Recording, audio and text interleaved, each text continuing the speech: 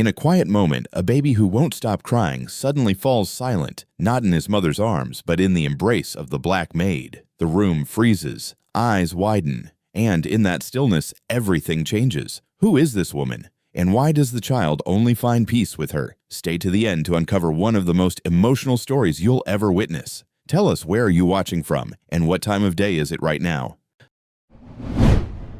The crying echoed relentlessly through the grand halls of the Robertson estate, a mansion built on success and silence. But tonight, the only sound was the desperate wail of a single infant. Arthur, barely a year old, had been crying for weeks on end, wearing down the patience and hope of his parents, Clara and Patrick Robertson. Clara, a woman in her early 40s, wore her exhaustion like a heavy cloak. Her porcelain skin, usually smooth and flawless, was now marked with faint lines of worry, and her sharp eyes, once filled with warmth, flickered with frustration and helplessness. Patrick, her husband, was a man of logic and precision, a successful businessman who had built his empire from the ground up. Yet here in the quiet nursery, even he found himself at a loss, his stern facade cracking under the weight of the sleepless nights and the incessant cries. The household staff, mostly white and seasoned to the rhythms of privilege, exchanged quiet whispers in the shadows, their eyes occasionally darting towards the nursery door with thinly veiled judgment. The tension was palpable, not just from the baby's cries, but from the unspoken undercurrent of discomfort surrounding Arthur's presence. In a house where every detail was curated, a black child was an unexpected note, a disruption to the usual order. The murmurings hinted at more than mere fatigue. They revealed a subtle, simmering prejudice that hung like a shadow over the estate. Yet amidst the whispered doubts and sidelong glances, there was one figure who moved through the house with quiet strength: Zara Murphy.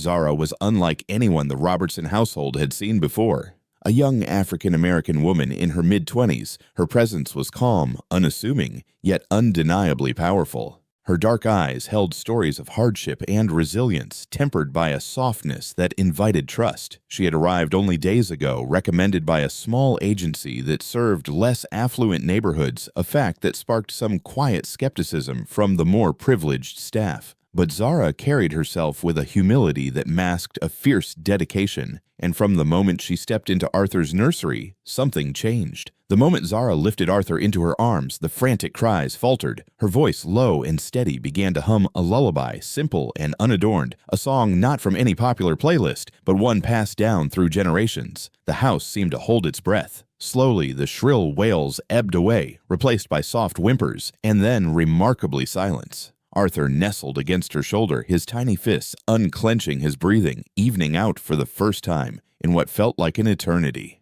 Clara watched from the doorway, her eyes wide disbelief mingling with cautious hope. Patrick looked up from his phone, his usual stoicism giving way to something softer, almost reverent. Finally, Clara whispered, her voice thick with emotion, "Someone who can soothe him." Yet Patrick's gaze remained guarded, as if aware that this peace might be fragile, a brief respite in a long battle. Not far behind Zara, James moved quietly through the room.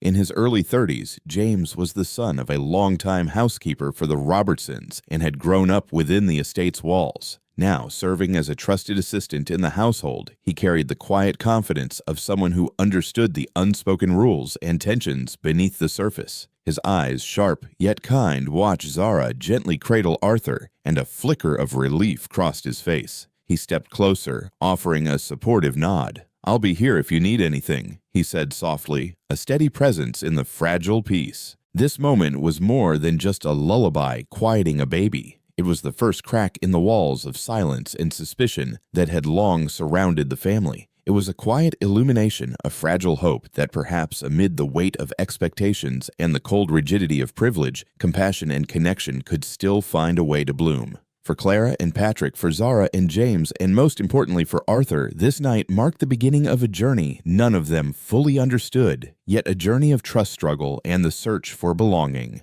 Over the following days, tension quietly settled over the Robertson estate, weaving itself into every corner and conversation. At first, Clara had welcomed Zara's presence with cautious relief, grateful for the quiet moments when Arthur finally stopped crying. But as time passed, Clara's feelings became more complicated. She watched Arthur's deepening attachment to Zara with growing unease. Each time Zara entered the nursery, Arthur's cries would soften almost immediately, his tiny hands reaching instinctively toward her, his body relaxing only when cradled in her arms. This closeness unsettled Clara more than she cared to admit. She longed to be the one who soothed her child, to be the center of his comfort and love, but instead she felt increasingly sidelined. Clara's eyes narrowed with every glance she caught of Arthur's adoration for Zara, her heart heavy with the exhaustion of motherhood and the lingering scars of infertility clenched in jealousy. She kept these feelings guarded, but found it harder each day to mask the sharpness creeping into her voice when she spoke to Zara or the staff. Privately, she shared her fears and frustrations with Elizabeth, her closest friend and confidant. Elizabeth was quick to remind her, "Remember, Clara, no matter how much a nanny does,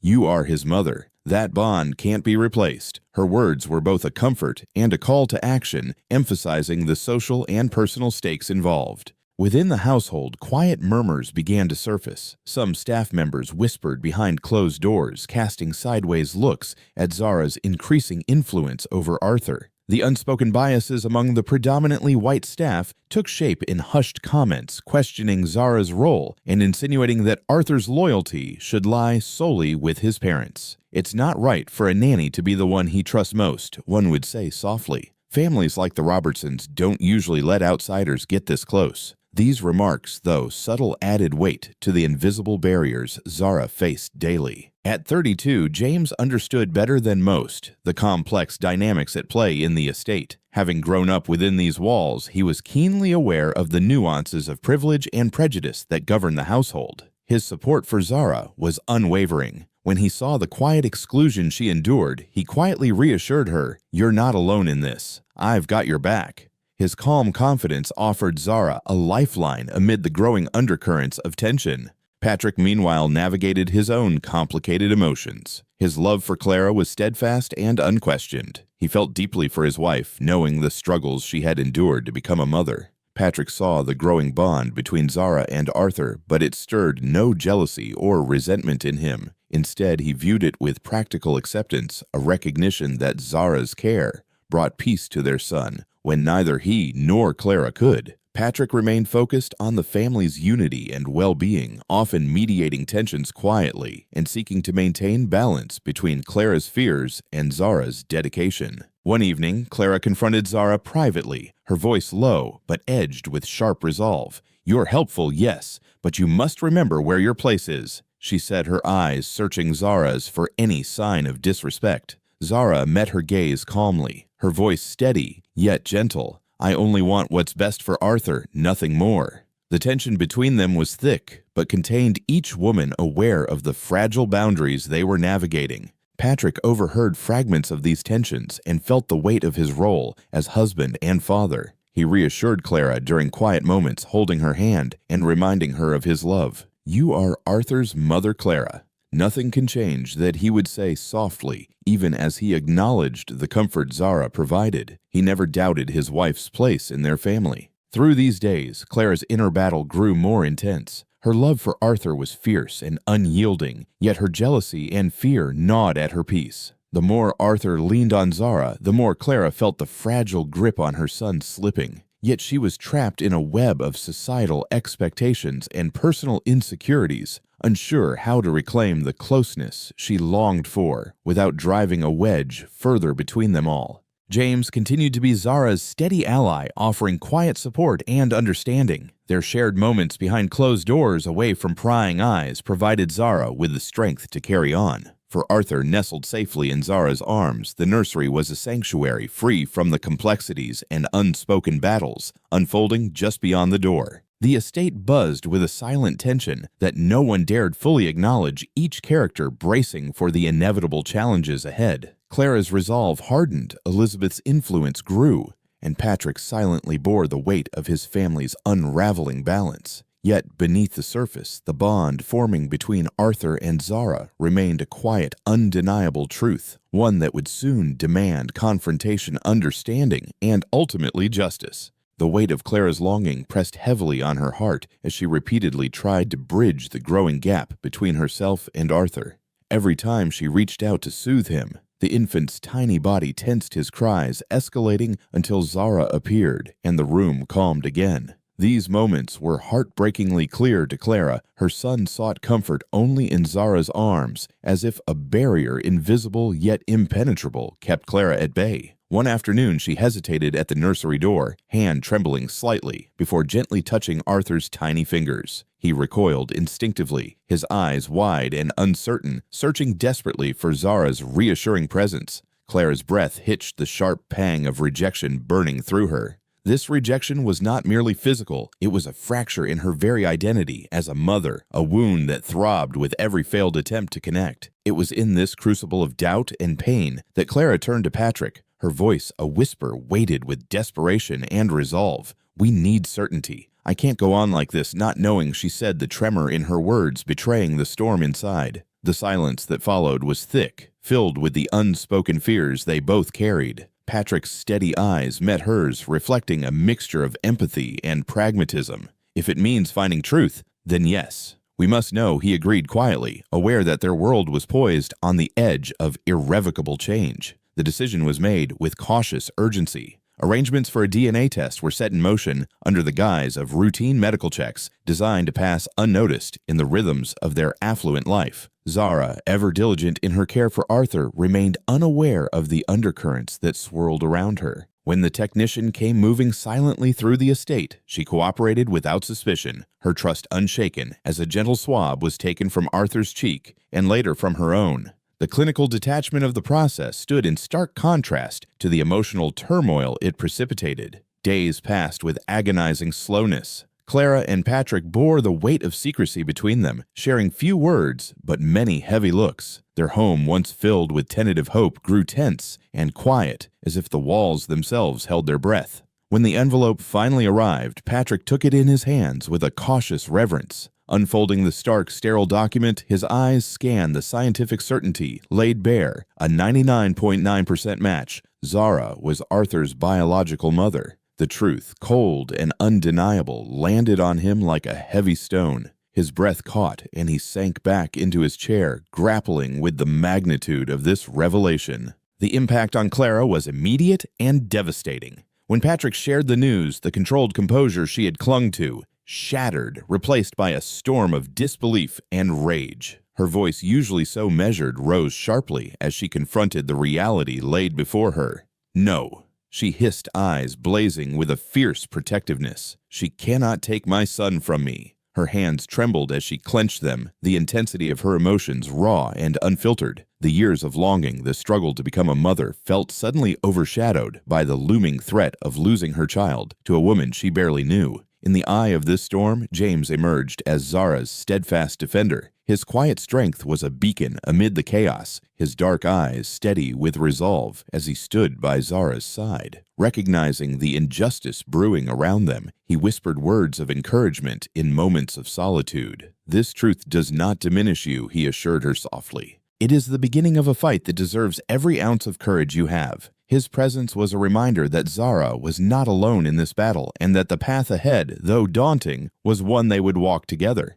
Patrick found himself caught in a web of conflicting loyalties. His love for Clara remained unwavering, yet the undeniable facts before him forced a reckoning with his own beliefs. He observed Zara's care for Arthur with quiet respect, acknowledging a bond forged in pain and resilience. Alone, he wrestled with the fear that his family's foundation was shifting beneath him, and the hope that understanding could emerge from the fracture. In moments of solitude, he reflected on the complexity of love, how it could be both a source of strength and a cause of profound conflict. The Robertson estate was no longer a sanctuary of order. The air was thick with tension, every glance between Clara and Zara fraught with unspoken accusation and hurt. Conversations became measured, charged with the weight of the secret they all now bore. Elizabeth's whispered counsel to Clara urged a hardening resolve to protect what was hers, while James's quiet support kept Zara's spirit unbroken. Invisible barriers rose higher between them, yet the undeniable truth of Arthur's connection to Zara flickered as a stubborn light amid the shadows. This chapter of their lives was marked by a collision of truths, a reckoning with the past and the present. It was a time of profound injustice and heartbreak, but also the fragile beginning of clarity and potential healing. Arthur, too young to grasp the turmoil surrounding him, found solace only in the steady warmth of Zara's embrace. For those who watched from the sidelines, the days ahead promised to challenge every bond, demand honesty, and call for courage in the face of a truth none could deny. Certainly. Here's an extended version of the moment Zara learns the truth about Arthur, developed further to enrich the emotional depth, bring in character memory, physical detail, and let the moment breathe in real time, true to your instructions and story tone. The moment Zara learned the truth about Arthur's identity came quietly, like a crack in the surface of still water, unassuming, but destined to split open everything beneath. Patrick had called her into the study under the pretense of needing help organizing some donation records, an odd request, but not enough to alarm her. Still, as she stepped into the room, her senses sharpened. The air felt thick, as though it had been waiting for her arrival. She noticed the way Patrick stood near the window, his back straight, but not relaxed, his hands clasped behind him, like someone holding back more than just paper. He turned to face her with a look so heavy it slowed time, and in that moment, Zara knew this would be no ordinary conversation. Patrick gestured to the leather armchair across from his desk, but Zara remained standing. Her feet were rooted to the floor, her palms damp. When he reached into the desk drawer and unfolded a plain white envelope, her heart began to pound. Not a rhythmic, anxious beat, but a deep, pulsing thud like something ancient inside her had just awakened. Zara Patrick began his voice low, deliberate. "I need to tell you something. It's about Arthur." Her breath stopped, not because she was surprised, but because she wasn't. There had always been something in her, something she'd buried an aching hunch, too dangerous to name aloud. She clenched her hands together, trying to keep them from shaking.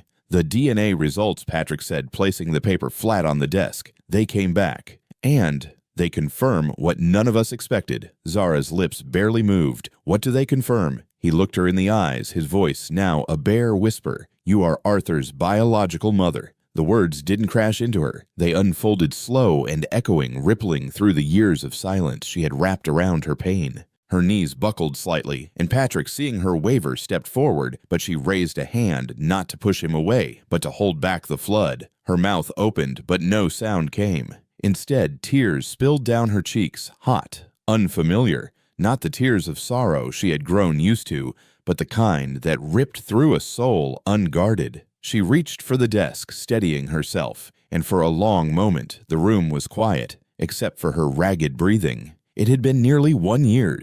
1 year since the nurse with the soft eyes and a clipped voice had told her the baby didn't make it. No explanation, no body, just a form to sign and a room she was asked to vacate. She remembered the silence of that hospital hallway, the way her arms had ached for a weight they never held, and the smell of antiseptic that clung to her skin long after she left. Zara's voice finally returned, cracked and soft. "They told me he was dead." Patrick looked down, shame flickering across his face. "We don't know how it happened yet, but it's real. The test is conclusive." She turned away from him, hugging herself tightly. Images flooded her mind, Arthur's tiny fingers wrapping around hers, his laugh that bubbled like water over stones, the way he curled into her chest when she sang the lullaby her grandmother had passed down. She had always felt something in those moments, a connection that went beyond affection or duty, a thread that pulled gently at her heart, whispering something she never dared to believe. She remembered the lullaby, soft lilting in a language she barely knew how to write, but one her bones remembered. She had sung it absent-mindedly, but Arthur had always grown still at the sound, his eyes closing faster, his little hands relaxing. Could he remember? On some level, could his body have known her voice? "I used to think I was crazy," she said, wiping at her face with the back of her sleeve, thinking he felt like mine. Wanting to believe there had been a mistake. But how could I have even dreamed it would lead here? This house, this life, him. Patrick walked over and handed her the letter, but she didn't look at it. She didn't need to. Her truth had already arrived. She sat down slowly, the exhaustion of realization pressing into her bones. "He's alive," she said, tasting the words like something both sacred and terrifying. "My baby is alive." Then came the fear, sharp and immediate, not for herself, but for him. What would this mean for Arthur, for the only family he had known? Would he be confused, frightened? Would he feel like she was taking something away from him? She couldn't bear the thought. Her eyes met Patrick's searching. Does Clara know? He nodded. She knows, but she doesn't want to accept it. Zara's heart squeezed again. She had always sensed Clara's silent pain, the way she watched Arthur with both longing and fear. Zara had tried not to judge her. They were two women shaped by loss in different ways. But now, everything had changed. Clara was not just the woman who employed her. She was the woman who had been unknowingly raising her son. Zara placed a hand over her heart. I won't take him from her, but I can't pretend anymore. I need to be part of his life. He's mine.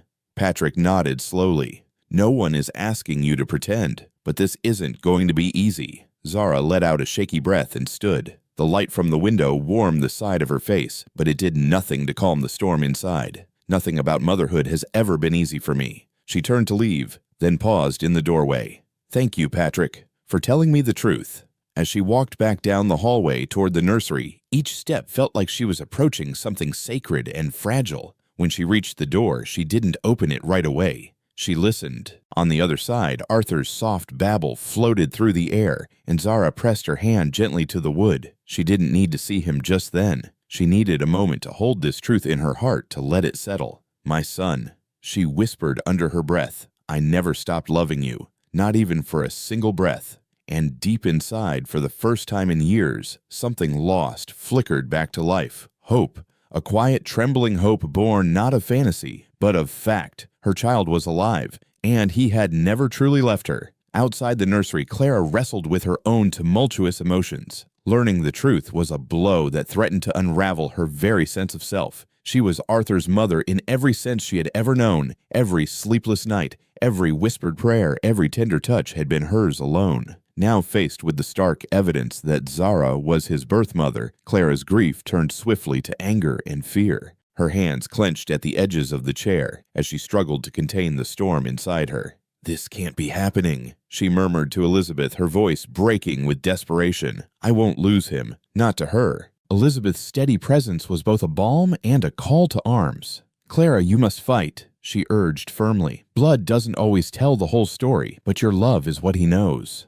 Hold on to that. Clara nodded, her eyes glistening with tears she refused to let fall. She was caught in the painful grip of a mother's love and the fear of losing the only child she had ever truly held. Meanwhile, James moved quietly through the house, his thoughts heavy with concern. He had watched Zara's quiet strength for months, and now saw the weight of this revelation pressing down on her. When he found her in the nursery, cradling Arthur with a fierce tenderness, he approached gently, his voice soft, yet resolute. Zara, this is the moment to stand tall, he said, offering her a steadying hand. You have the truth now. Don't let anyone diminish what you found. His words were a lifeline, reminding her that she was not alone in the fight ahead. Patrick, too, was caught in the cross-currents of loyalty and truth. His love for Clara was unwavering, yet the undeniable reality before him demanded a new understanding. He watched Zara with a growing respect for the courage she displayed, recognizing that her claim was as much about justice as it was about love.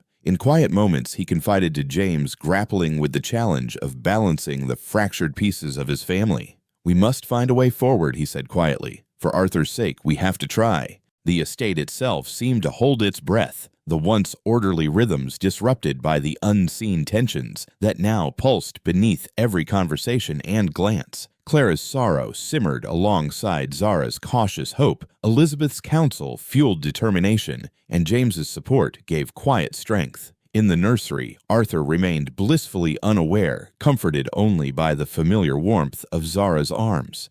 The fragile revelations about Arthur's true parentage opened a new chapter for Zara, Patrick, and James, a chapter marked by a relentless quest for justice, truth, and understanding. In the days that followed, the three formed an unlikely alliance, united by a determination to uncover the tangled web of negligence and prejudice that had stolen a child from his rightful mother. It was no longer just about the boundaries of the Robertson estate. It was about exposing a system that had failed countless families like Zara's, a system marred by discrimination and silence. Zara's journey into this painful past was fraught with memories she had long tried to bury. She would sit quietly in the nursery holding Arthur close, and her mind would drift back to that cold hospital room so many years ago where hope had slipped through her fingers. She remembered the sterile walls, the nurse's curt words, the rush of confusion and grief as she was told her baby had not survived. No photographs, no chance to hold him, only a death certificate in a void where love should have been acknowledged. The memory was a silent ache, a wound beneath the surface that pulsed with every heartbeat. She hummed the lullaby her grandmother had taught her, the same song, now sung to Arthur, a thread connecting past pain to present hope. Patrick, whose world had been shaken by the truth, found himself diving deep into research and investigation. Guided by a sense of responsibility and growing empathy, he worked alongside James, whose intimate knowledge of the estate's history and social networks proved invaluable. Together they scoured archives, medical records, and old newspaper clippings, uncovering a troubling pattern of malpractice and cover-ups in a now-defunct private maternity clinic, one that had operated in the shadows, disproportionately affecting marginalized communities. The more they uncovered, the clearer it became that Arthur's case was far from isolated. It was part of a broader story of systemic failure and racial bias. James's voice, steady and measured, often broke the heavy silence during their long sessions. "This isn't just about one family," he said quietly one evening, the weight of history in his tone. "It's about the countless mothers and children who were denied their rights, their voices silenced by fear and power." His words struck a chord with Patrick and Zara alike, deepening their resolve. For Zara, the investigation was both a painful reckoning and a vital step towards reclaiming dignity, not just for herself, but for every mother robbed of her child by injustice. Clara, meanwhile, found herself grappling with the complex truths emerging around her. Rumors filtered in from old contacts, including a retired doctor who had once worked with the clinic in question. These whispered accounts unsettled her deeply. The perfect certainty she had clung to began to unravel as she wrestled with feelings of betrayal and confusion. Her relationship with Patrick strained under the weight of unspoken questions and mounting tensions. "How could something like this have happened without us knowing?" she asked one night, her voice trembling with a mixture of fear and anger. Patrick's response was quiet but firm. "Sometimes the truth hides in the darkest corners, Clara. We have to find it no matter how painful." In the nursery, Zara's dual reality became ever more poignant. Here was the child she loved fiercely, the son she had lost and longed for, yet the shadow of past injustice loomed large. Each smile from Arthur was a fragile victory against the silence that had defined so much of her life. Yet beneath her quiet strength lay a torrent of pain, the knowledge that her journey to reclaim motherhood would be arduous and fraught with resistance. She confided in James during one late night, her voice barely above a whisper. "I never stopped searching for him, but I was afraid to hope. Now that he's here, I want to be everything he needs, but I don't know if the world will let me." James listened, his eyes reflecting both sorrow and determination. "We'll fight this together, Zara. Your love is a force no one can deny." His unwavering support was a beacon in the gathering storm, a reminder that she was not alone. The growing tension among the adults contrasted sharply with Arthur's innocence. To him, the nursery was a haven where love was measured not by words or history, but by warmth and presence. His laughter, once rare, began to fill the space between heavy conversations and silenced doubts, a reminder of the simple truths that sometimes got lost in the complexities of adult struggles. This phase of their journey was defined by discovery and confrontation. The trio's investigation brought to light not only the painful specifics of Arthur's case, but also the broader societal injustices that had shaped it. The family's story became a microcosm of a larger fight for recognition, equity, and healing. As the weight of these revelations pressed down on them, each character was forced to face their own fears and prejudices and to summon a courage they had not known they possessed. In the quiet moments between their battles, moments where hope flickered amid despair, Zara, Patrick, and James found a shared purpose. It was a purpose born from love and pain, a commitment to justice that transcended the boundaries of their personal lives. The path ahead was uncertain, marked by legal challenges and emotional upheaval, but it was also illuminated by the promise of truth and the possibility of reconciliation. As the sun set over the estate, casting long shadows across the marble floors, the fight for Arthur's future was no longer just a family matter. It was a call to confront injustice wherever it lurked, to give voice to the silenced, and to honor the bonds that define us beyond blood and circumstance. This chapter was not an ending, but a beginning filled with the fierce hope that love, when matched with truth, could overcome even the deepest wounds. The courtroom was a cold, sterile arena, starkly different from the warmth that Arthur had known in Zara's arms and the polished halls of the Robertson estate. It was here, beneath the unforgiving glare of overhead lights and the watchful eyes of the judge and jury, that the battle for Arthur's future unfolded, a battle that tested not only the limits of the law, but the depths of a mother's love and the fractures of a family torn between truth and tradition. Clara entered the courtroom with a fierce determination, her posture, rigid eyes bright with a mix of fear and defiance. She was here to protect the son she had raised, the son she believed belonged with her. Her voice, steady but edged with emotion, echoed through the room as she declared, "I am Arthur's mother. I have cared for him since the day he was placed in my arms. No test can change the love we share." Her hands trembled slightly as she spoke, a physical reminder of the weight she carried, years of yearning sacrifice and unyielding devotion. Across the aisle, Zara sat quietly, her expression calm but resolute. The knowledge that she was Arthur's biological mother had given her strength, but the path ahead was daunting. When it was her turn to speak, her voice was soft yet unwavering. "I am his mother by birth and by heart. I have never stopped loving him, never stopped searching for him. This is not just about biology. It is about justice and the right to be with my son." Her eyes met Clara's across the room, a silent acknowledgement of the pain and love that bound them both. She folded her hands in her lap, grounding herself in the moment despite the storm raging around her. Patrick watched from the sidelines, his heart torn. His love for Clara was unshakable, but he also saw the undeniable bond between Zara and Arthur. He sat silently, offering quiet support where he could, knowing that his role was to be a bridge in a family on the brink of breaking. Beside him, James's steady gaze never wavered from Zara, a reminder that she was not alone in this fight.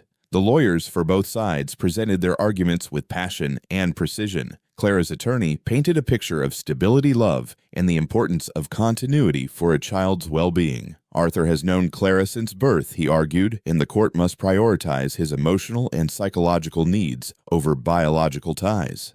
The words hung heavy in the courtroom, resonating with the idea that motherhood was defined by more than just genetics. In response, Zara's lawyer spoke forcefully about the importance of truth and justice. The biological connection between Zara and Arthur cannot be ignored. It is a fundamental right to be acknowledged and to nurture one's own child. The attorney highlighted the systemic injustices that had kept Zara in the shadows and argued that the court must correct these wrongs. The tension between social expectations and biological reality played out in every sentence, reflecting the deeper societal conflicts underpinning the case. Throughout the trial, moments of raw emotion surfaced. Clara's voice cracked as she recounted the sleepless nights and tender moments spent with Arthur. Tears welled in her eyes as she pleaded, "I have loved him as my own. Please do not take that away." Zara's testimony was equally powerful, marked by a quiet strength as she described years of searching and longing. "I never stopped believing that I would find him," she said, voice steady, despite the tears glistening on her cheeks. "He is my son, and I will fight to be part of his life." Between testimonies, the courtroom held a tense stillness, each person absorbing the weight of what was being laid bare. The judge listened intently, the impartiality of the law clashing with the raw humanity unfolding before her. Outside, the whispers of onlookers and the steady ticking of the courtroom clock underscored the gravity of the moment. As the trial progressed, underlying prejudices and societal biases subtly surfaced. The contrast between Clara's affluent background and Zara's humble origins was an unspoken thread in the proceedings. Some witnesses' statements hinted at the lingering influence of racial and class-based stereotypes, adding complexity to the legal battle. James noted the subtle glances and quiet assumptions, understanding that this fight was about more than just one child. It was about breaking through barriers that had long kept families like Zara's on the margins. In the quiet moments after the day's proceedings, Zara and James shared brief words of encouragement. "We're holding our ground," James said softly, sensing the weight of the fight ahead. Zara nodded, drawing strength from their solidarity. "For Arthur, I will do whatever it takes." Clara, meanwhile, sought solace in Elizabeth's unwavering support. "No matter what happens, remember the love you've given him," Elizabeth reminded her gently. "That love is real and powerful." Clara's response was a weary but determined smile, a testament to the resilience that motherhood demands. As the courtroom drama unfolded the story of two mothers, their love, their pain, and their unyielding fight captivated all who watched. It was a battle marked by injustice and courage, by the clash of law and heart. Yet beneath the tension lay a profound truth. Motherhood transcends definitions, and the bonds forged through love are as real as any test. The trial was far from over, but the passion and humanity displayed promised a resolution that would honor the complexity of this family's journey.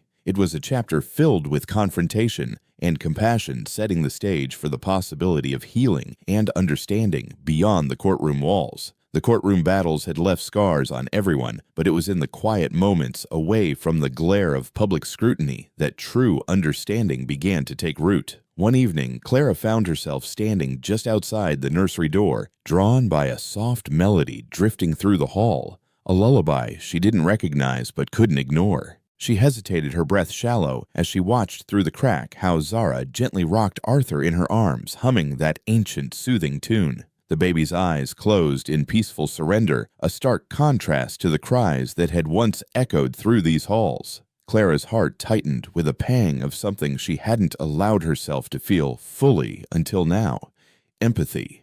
In that moment, the sharp edges of jealousy and fear softened. She saw not a rival, but a woman who loved her child with a fierce, quiet strength. The depth of Zara's tenderness was undeniable, etched into every careful movement, every whispered word. Clara's eyes filled with tears. She quickly blinked away, the rawness of the scene cutting through her like a revelation. It was a love born from loss and resilience, a love that mirrored her own in its intensity, even if it had taken a different shape. She took a breath, deep, uncertain, and walked toward the soft light spilling from the room. Zara turned as she entered, startled, her expression guarded, but not unkind. She instinctively drew the blanket more snugly around Arthur and rose to her feet, a small gesture of respect, of readiness to defend the sacred moment if needed. But Clara lifted a hand gently, not in protest, but in peace. "I didn't mean to interrupt," Clara said, her voice quiet, hesitant. I needed to speak with you. After what I saw, I couldn't go to bed pretending it didn't change something." Zara stayed still, searching Clara's face for meaning. What she found was not hostility. It was something raw, wounded, and reaching. Clara moved closer, stopping just short of Zara, close enough to see the faint shine of tears at the edge of her lashes. "That song you were singing, I've never heard anything like it." But it calmed him, like it was written for him, or maybe like he had been waiting to hear it all along. Zara looked down at Arthur, nestled in her arms, his tiny fingers curled against her blouse. Her voice was almost a whisper. "It's a lullaby my grandmother used to sing to me. I sang it to him. Before I lost him." Her throat tightened. "For so many years I hummed it into silence, hoping it would reach him somehow." There was a long pause, not the awkward kind, but the kind that forms when hearts are learning how to speak to each other again after being strangers too long. Clara sat down slowly on the edge of the cushioned window seat, her hands clasped tightly in her lap. "I used to wonder what kind of woman his real mother was," she said, not looking at Zara, but at Arthur. "I used to picture someone careless, distant, someone who didn't want him. It helped me feel like I was saving him, like I had to love him harder to make up for what she didn't give." She glanced up, her eyes glassy. "But I was wrong, so deeply wrong." Zara's eyes softened, though her jaw remained firm. She had grown used to fighting for space in her own story. Yet here was Clara, finally stepping into a truth that had once felt like a battlefield. "You weren't wrong to love him," Zara said gently. "You gave him a life I couldn't. You gave him laughter and comfort and a name, and I'll never stop being grateful for that. But he was never unwanted. He was taken." Clara nodded, the words landing heavily. "I believe you. I didn't know. If I had, I don't know what I would have done, but I would have asked questions. I would have tried to understand." Her voice cracked. "I thought I was his beginning, but now I see I'm part of his middle. Zara's eyes filled the fierce grief she had carried for so long, softening under the fragile miracle of this conversation. "And I don't want to take him from the middle he knows. I just want to be part of his tomorrow." Another silence passed, longer this time, but filled with more than words could hold. Clara stood and stepped closer, peering down at Arthur. "He has your eyes," she said, "and when you hum that lullaby, it's like a door opens inside him." Zara nodded, a tear slipping down her cheek. "It opened something in me too." The two women stood side by side now, close enough to share the breath of the sleeping child between them, close enough to feel the tremble in the other's silence. They weren't the same. They had come from different wounds, different stories, different losses. But in Arthur, they found common ground, a little boy who had somehow survived both their heartbreaks and who now carried the thread that stitched them together. "I don't know what happens next," Clara said quietly, her voice thick. "But maybe we can stop seeing each other as threats." Zara looked at her fully, then seeing not the woman who had stood across the courtroom, but the one who had kissed scraped knees and warmed bottles and waited up through fevers. "Maybe we can be mothers, together." Clara let out a breath, shaky but full. "I'd like that." As they turned back toward Arthur, the baby shifted in his sleep, a tiny sigh escaping his lips. His little hand opened, resting peacefully between the two women, unaware of the wars fought over him or the quiet reconciliation blooming in the dark. Outside, the wind had stilled. Inside, something more powerful than any judge's ruling had taken root, an understanding not written in law, but in the quiet surrender of pride to love. A new story had begun to form, not defined by what had been lost, but by what could still be built. And in that fragile, luminous peace, two mothers stood guard over the boy who would one day grow to know that love, real love, sometimes looks like a shared lullaby, a held breath, and a promise spoken in silence. Their conversation unfolded with a fragile honesty, each woman revealing layers of fear, love, and longing. Clara admitted her struggles, the loneliness of motherhood shadowed by uncertainty, the fear of losing the child she had raised. Zara shared her journey through grief and the endless search for her lost son, the quiet nights haunted by what-ifs and memories of a lullaby sung to an empty cradle. As they spoke, the walls between them began to crumble, replaced by a tentative bridge built on mutual respect and understanding. Patrick watched this exchange from a distance, a quiet smile touching his lips. The tension that had gripped their family seemed to ease, replaced by a hope that healing was possible. James, too, sensed the shift, offering Zara a reassuring glance that spoke of solidarity and strength. The seeds of reconciliation had been sown. In the days that followed, Clara and Zara worked to redefine their relationship, moving beyond rivalry toward cooperation. They found common ground in their shared love for Arthur, agreeing to put his needs above their own pain and pride. It was not an easy path. Old wounds surfaced and moments of doubt lingered. But with each step forward, they forged a new understanding, one that honored both the biological and the nurtured bonds of motherhood. This newfound harmony extended to their daily lives. Family dinners, once tense and fragmented, began to echo with laughter and warmth. Conversations flowed more freely, and the house felt alive with a sense of possibility. Arthur, blissfully unaware of the struggles that shaped his world, thrived in the embrace of a family, learning to heal together. The journey was far from over, but Clara and Zara had taken the first courageous steps toward building a future where love and truth coexisted. In their shared moments of vulnerability and strength, they discovered that motherhood was not a zero-sum game, but a complex tapestry of connection, sacrifice, and hope. And for Arthur, that meant the world was slowly becoming a place where he could truly belong. The battle that had consumed months of their lives finally began to wane, giving way to a fragile peace born not of surrender, but of understanding and hope. Zara sat quietly in the living room, her hands gently resting on Arthur's tiny onesie as the boy napped softly in the bassinet beside her. The legal battles had taken their toll, but today felt different, lighter, softer. After long nights filled with arguments and courtroom tension, a new chapter was unfolding, one defined not by conflict, but by a shared commitment to Arthur's happiness. Zara had made a decision that surprised many. She would withdraw her legal fight for custody, choosing instead to become a mother in a way that prioritized love and stability over confrontation. It was a choice born from deep reflection and compassion. "I want Arthur to have peace," she had told Patrick during a quiet conversation late one evening. I want him to grow up surrounded by love, not torn between worlds. Being his mother doesn't have to mean a courtroom battle." Her voice was steady, filled with a resolve that surprised even herself. This was not defeat. It was a conscious embrace of a different kind of victory. Clara, too, found herself softening. The walls she had built around her heart began to crumble as she saw the sincerity in Zara's decision and the unwavering love both women held for Arthur. It wasn't easy. Years of pain and fear could not vanish overnight, but the desire to create a stable, loving environment for her son pushed her toward forgiveness and cooperation. In a moment of quiet honesty, Clara approached Zara and said, "Thank you for choosing peace. For Arthur, I want us to be family, no matter how complicated that looks." Her eyes glistened with tears, a mix of relief and hope shining through the lingering shadows of past pain. Patrick and James played vital roles in knitting this fragile family back together. Patrick, ever the mediator, worked tirelessly to ease tensions, reminding Clara and Zara that their shared goal was Arthur's well-being.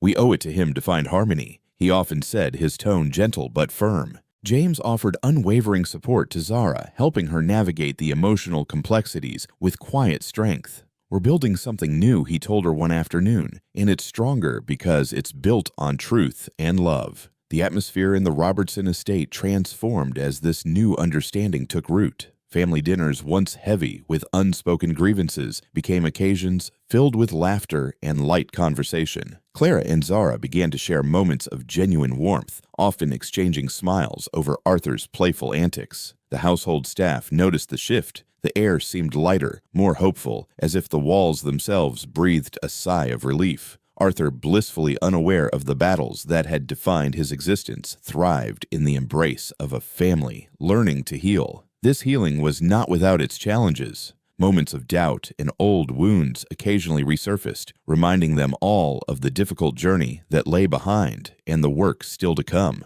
Yet with each step forward, the bonds between Clara, Zara, Patrick, and James grew stronger. They were no longer adversaries but partners in a shared mission to give Arthur the love, stability, and joy every child deserves. The passage of time brought gentle healing to the once fractured Robertson family, weaving together threads of hope, renewal, and quiet joy. Zara and James, bound by shared history and mutual respect, found solace and companionship in one another. Their relationship blossomed slowly, but deeply rooted in understanding, patience, and the tenderness born from the trials they had endured together. One crisp autumn afternoon, as the golden light filtered through the trees surrounding the estate, James watched Zara laugh, her eyes shining with a light he hadn't seen in years. It was a laughter unburdened by grief, a moment where past sorrows seemed to recede into the background. He reached out, taking her hand gently, a silent promise of a future built on trust and love. Zara's heart, once heavy with the loss of her first child and the pain of a stolen past, now swelled with a newfound warmth. The presence of James beside her offered not only love, but a partnership that anchored her. Together they began to envision a life beyond the shadow of struggle, one where family was defined not just by blood, but by shared moments and unwavering support. Their evenings were filled with quiet conversations, dreams whispered beneath starlit skies, and plans for a future where Arthur could grow surrounded by love in all its forms. Meanwhile, Clara experienced her own journey of growth and healing. In the gentle rhythm of life, she discovered the gift of motherhood anew as she welcomed her daughter Jenna into the world. The experience was transformative, a bittersweet blend of joy and reflection. Holding Jenna close, Clara was reminded of the fragile beauty of life and the profound responsibility of nurturing it. Her relationship with Zara and James evolved as well, marked by increasing warmth and respect. Though the past could never be erased, Clara embraced the possibility of coexistence and cooperation, understanding that love, not rivalry, was the foundation upon which a family could stand. Patrick remained the steady heart of the family, a pillar of support who balanced his roles with quiet dignity. He navigated the complex dynamics with sensitivity, always mindful of the emotional landscapes his loved ones traversed. His presence was a calming force, a reminder that despite the turmoil, the family's bonds could endure. Patrick's eyes often lingered on the children, Arthur and Jenna, with a mixture of pride and hope, seeing in them the promise of a future shaped by healing rather than division. The estate itself seemed to breathe anew. Spaces once heavy with tension now echoed with laughter and lightness. The scent of fresh blooms filled the air as gardens flourished under tender care. Meals became gatherings of shared joy where stories were exchanged and memories made. Clara and Zara, once adversaries, found moments of genuine connection, their smiles no longer guarded but open. James and Patrick exchanged quiet nods of understanding, knowing the family's journey was ongoing but profoundly transformed. Even the household staff sensed the shift. Conversations once tinged with awkwardness grew into warm exchanges. The atmosphere softened, reflecting the healing taking place within the walls of the estate. This was more than reconciliation. It was a rebirth of a family forged through pain, but bound by a resilient love. In this new chapter, each character found peace, not through forgetting the past, but by embracing it as a foundation for growth. Zara and James built a home filled with laughter and hope. Clara nurtured her daughter with a heart expanded by forgiveness. Patrick held the family steady, a quiet guardian of their evolving harmony. And Arthur, surrounded by a family united in love and truth, flourished in ways none could have foreseen. This season of renewal was a testament to the power of compassion and the strength of human connection. It showed that even after the deepest wounds, there is room for healing, for joy, and for new beginnings. And as the family gathered beneath the oak tree in the garden, their laughter mingling with the gentle rustle of leaves, it was clear that love had triumphed, bringing with it the promise of a future where every heart could find its home.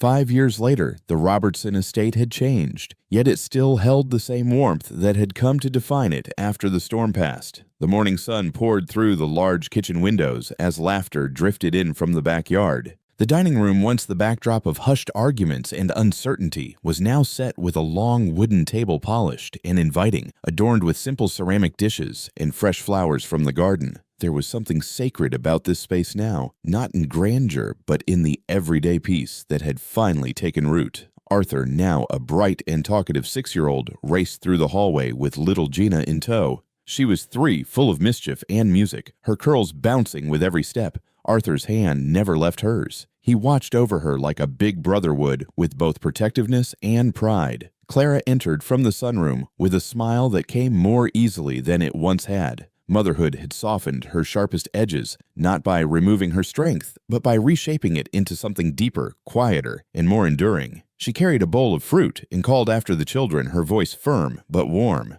"Slow down, both of you. It's almost time to eat."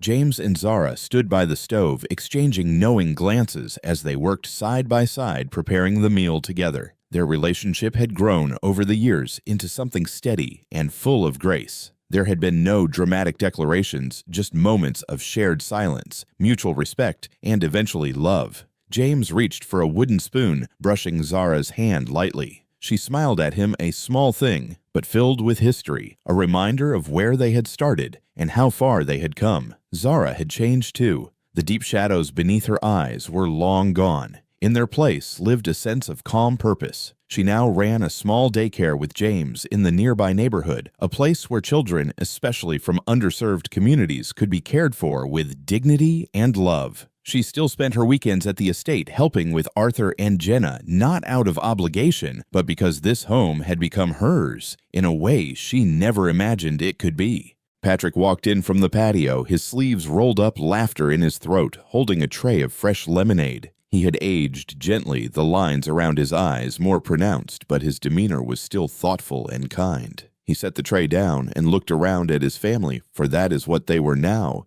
not bound by blood or law alone, but by the choices they had made, the forgiveness they had offered, and the bonds they had built. As everyone gathered at the table, the chatter was easy. Clara passed a bowl to Zara without hesitation, and Zara poured Jenna a cup of juice with practiced care. Arthur sat between them, telling a story about school that made everyone laugh. There was no tension, no looking back with bitterness, just a flow of present-day joy and shared memory. James raised a toast, not with wine or ceremony, but with a glass of lemonade, his tone light, but full of meaning.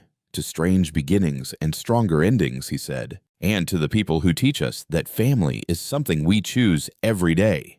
Everyone clinked glasses and the room fell into a moment of stillness, the kind that doesn't need words, the kind that only comes after surviving something hard together. Clara looked at Zara, her gaze lingering. It no longer held fear or resentment. It held gratitude. Zara met her look with the same, her eyes a little glossy. Later, as the meal gave way to dessert and the sun dipped lower, the children ran outside barefoot in the grass. Jenna tripped, and Arthur caught her brushing dirt from her hands. Clara stepped forward instinctively, but Zara gently held her arm and said, smiling, "He's got her." Clara paused, nodded, and let herself breathe.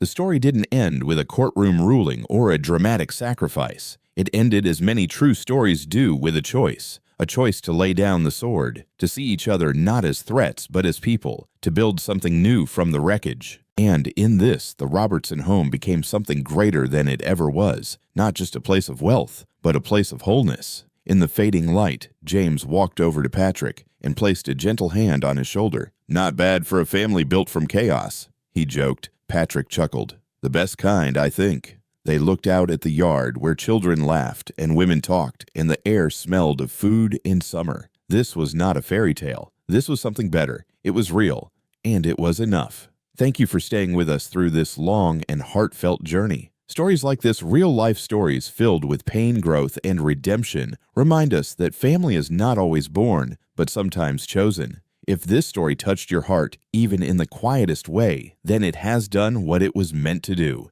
These are the emotional stories, the instructive life stories, the ones that stay with us, not because they are perfect, but because they are true. We're deeply grateful for your time and presence. Whether you're watching this from a quiet town, a busy city, or somewhere in between, we're honored to have shared this space with you. Your support gives life to these amazing stories, these voices that might otherwise go unheard. We'd love to know, where are you watching from? What part of this story stayed with you the most? Share your thoughts in the comments. We read them, everyone. If you felt something today, anything, please consider giving this video a like, subscribing, and turning on notifications so you won't miss what's next.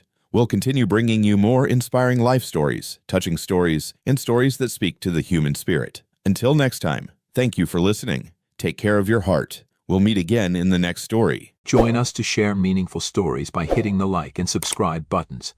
Don't forget to turn on the notification bell to start your day with profound lessons and heartfelt empathy.